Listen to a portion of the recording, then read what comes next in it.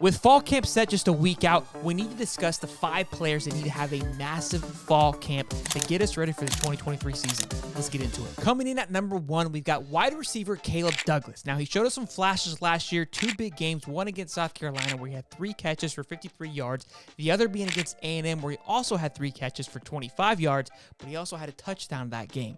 Now, we all know the question mark that loomed over the wide receiver room last year. Was it fast enough? Was it talented enough? Huge question marks across the board. Caleb Douglas is at the start for the Florida Gators and will be a big component to having success this year for the Florida Gators, especially with the shakeup in the quarterback room. We need that wide receiver room to be locked in and dialed in, and it starts, in my opinion, with Caleb Douglas. Now, coming in at number 2, he's bringing the justice and he's bringing the Boone. Justice Boone, one of our fan favorites here, we've had him on the show a few times, is another player that needs to have a breakout camp.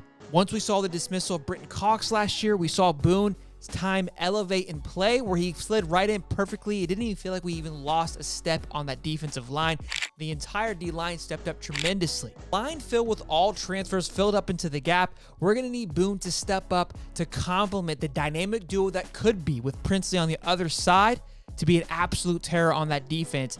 And with newly ran defense Austin Armstrong, really excited what Boone can be able to do. Coming in at number 3, which could have been 1, 2, 3, 4, 5, is going to be, of course, you already know, quarterback Graham Mertz. After a lackluster performance during the spring game, not solidifying himself as the starter, he needs to come in early into this fall camp and solidify himself as the day 1 guy, getting all the reps so we feel comfortable rolling into week 1 with Graham Mertz all the way up in Utah against Cam Rising, because yes, it looks like Cam Rising will be ready to go week 1. Now, after throwing 2,000 yards and 19 touchdowns and 10 interceptions at Wisconsin, we need to channel that Mertz from high school where he passed for over 3,500 yards with 51 touchdowns as a senior.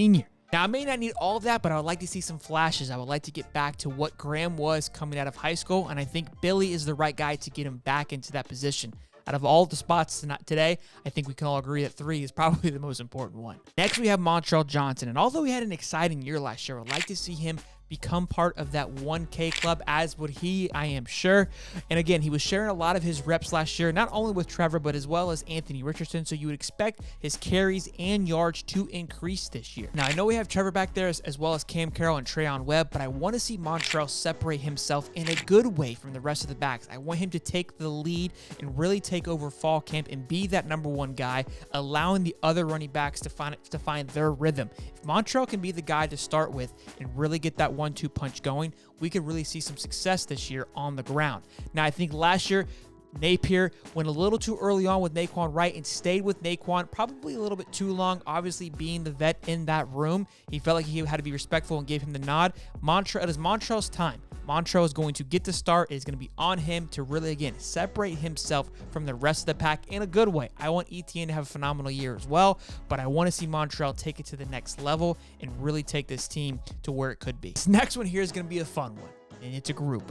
And yes, you called it. It's going to be the O-line. This line needs not only a big camp, but a huge camp. Okay, it's got to be the best camp that it's been thus far for these guys. After a very, very, very, very, very poor display at the spring game, and now the loss of offensive lineman Keontae Goodwin, all the pressure is back again, once again, on the offensive line to really shoulder the load here and have to step up. I think it's no question that probably the strength of the Florida Gators last year was that offensive lineman, but a lot of those guys have now entered into the NFL draft. So we've got a very young, not much depth anymore to that offensive lineman. We've heard and we've been praising having 2 offensive line coaches. Again, it showed last year on the field production.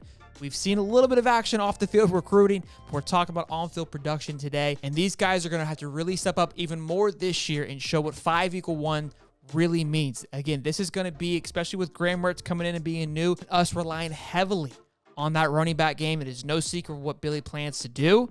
That offensive lineman is going to be what the Florida Gators live and die by.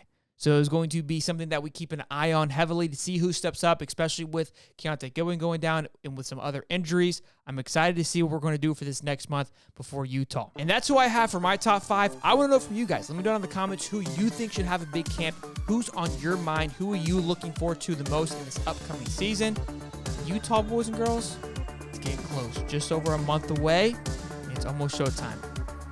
Make sure you guys like, subscribe, turn the bell on. We go live every Wednesday, live at 8:35 to talk all things college football. Hope to see you guys in the next one. Peace.